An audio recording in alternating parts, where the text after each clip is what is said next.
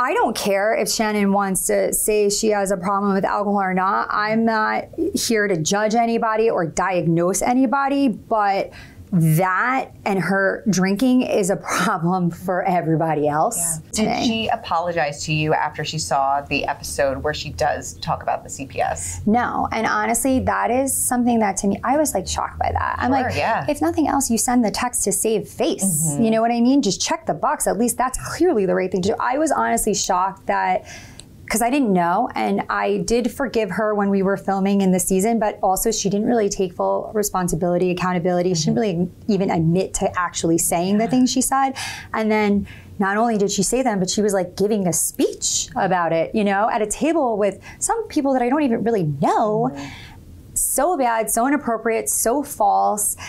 And to not care enough to even throw me a text, like, it's just really hurtful, but I think it says way more about Shannon than it does about me. Right, so when reunion comes around, and if she does apologize, do you even would think that's even sincere at this point? I won't, no, because she has had so many opportunities. Plus, this is not the first time or the first year that I've asked her to please stop talking about this, and she has apologized and said she's not going to do that moving forward, and then she does it and then adds in new false tidbits for extra flair, I guess, and it only seems to be getting worse.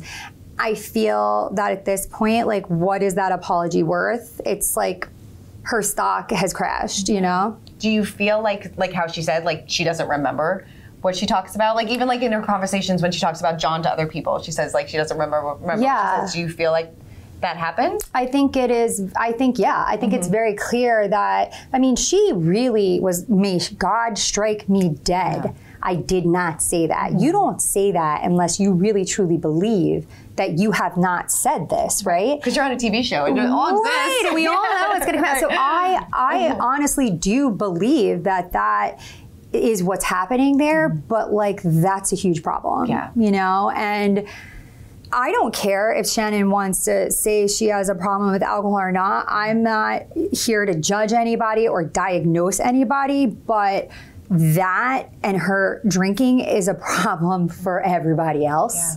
And you would think that somebody would want to look at least that part of it. I think you said in the episode that she needs to go to rehab. Do you still believe that? I mean, if you can do what you did for her own sake, I mean, now you're saying things out loud that are, first of all, it's slander. You know what I mean? And it's actionable. So to not be able to control yourself, and we all know we're on camera, right? So it's like to not be able to control yourself to the point where you're saying things that actually could get you in trouble legally. I would think that would be time where you're like, all right, I have to look at this and change the behavior. And I don't know if your kids saw it. Well, here's the thing, that is really what I see. Shannon has not damaged me. She has also damaged my children. My kids are this close to being of an age where they're on social media.